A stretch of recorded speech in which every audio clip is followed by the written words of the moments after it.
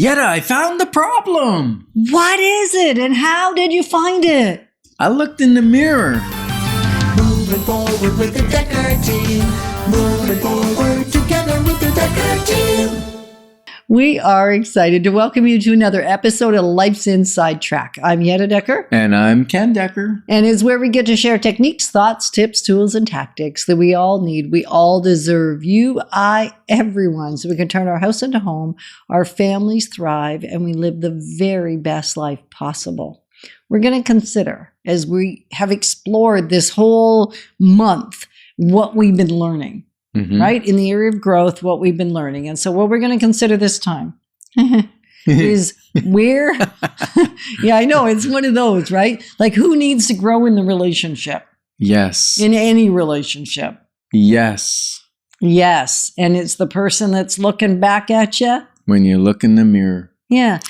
And I think many times it's a maturity thing. You know, I've talked to many couples or individuals that have broken apart from a relationship.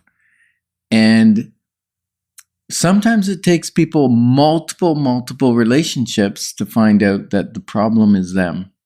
Yeah, and that's a hard thing to take, right? They're the common denominator, right? And we've been saying, like, who are we? Who are we being?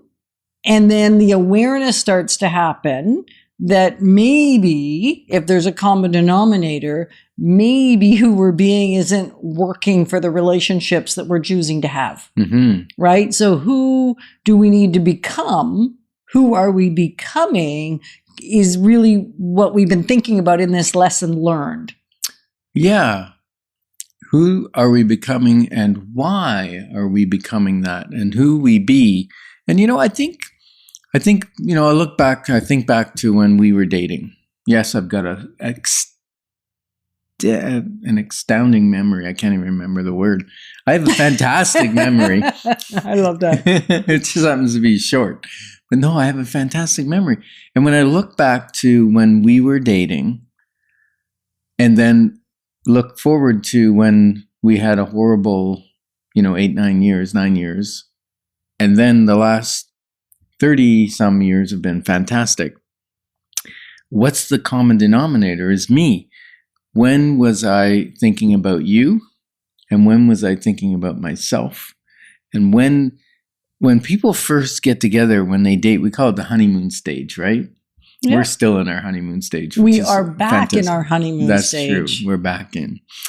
But your honeymoon stage is when, the other person can't do anything wrong. And you, I hate this word, but worship the ground they stand on kind of thing. It's a time where you think about the other person and what you can do for them almost constantly, right? Yeah, I remember that season. And I'm doing it again. You are?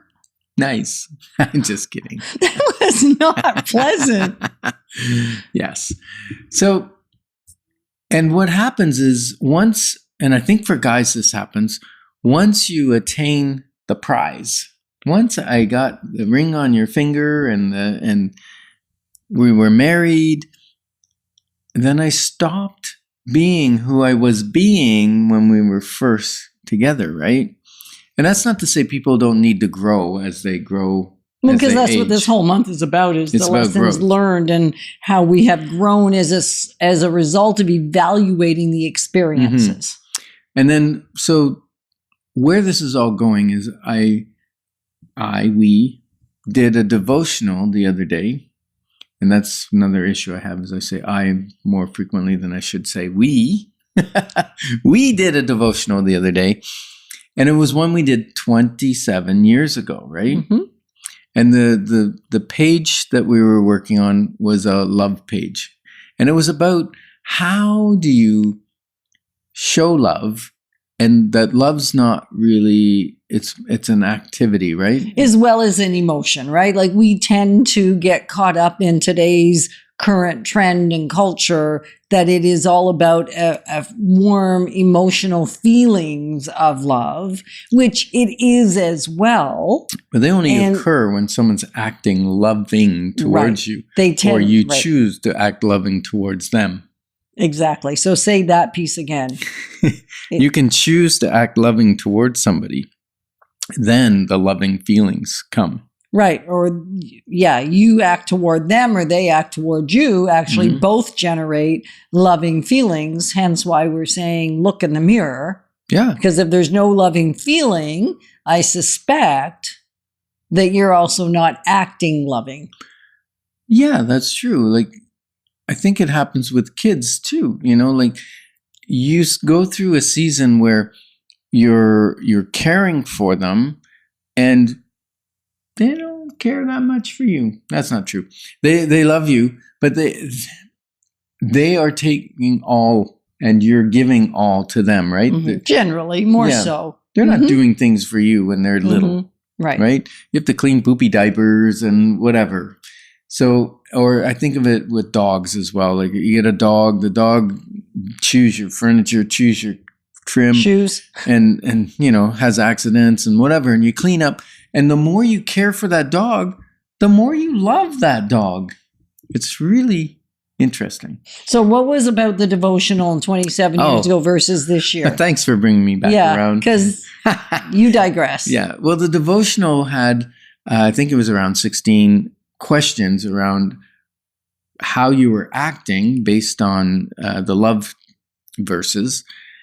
And then we had marked them 27 years ago with an X if we were failing at it miserably, an X with a bit of a check mark if we were doing and then a check mark if we were doing great. So we redid the assessment, right?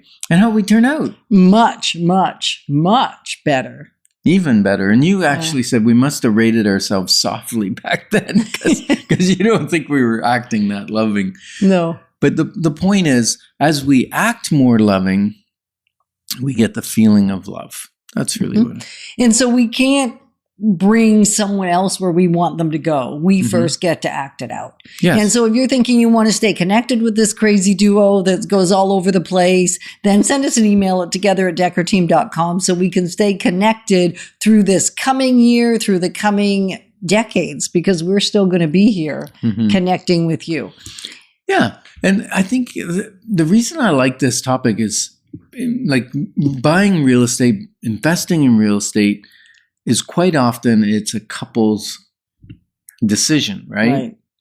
And many times when we're talking investing in real estate, there'll be one of the spouses that has a higher propensity for risk, a higher propensity for investment. They like the idea, and the other one may not. Right. How do we work that out? Well, we really work it out by creating conversations around them, training, teaching, coaching, and not pushing and prodding and forcing the issue, right? Not really forcing anything to happen, but let time and the experiences start to shift. Yeah, and I think you're exactly right, because it's usually fear or the unknown that causes one not wanting to do something and the other wanting to do something. And so it takes that training, and it's a matter of looking in the mirror like I did, right? You know, when you point a finger, right? You got three pointing right back at you. So taking that self-responsibility for your growth, I think, is hugely important. So my question is, where is an area in your life that would be a good place to grow? We're honored to be positioning you to build wealth wisely in real estate because it's about much more than just the money. Moving forward with the Dekker Team. Moving forward.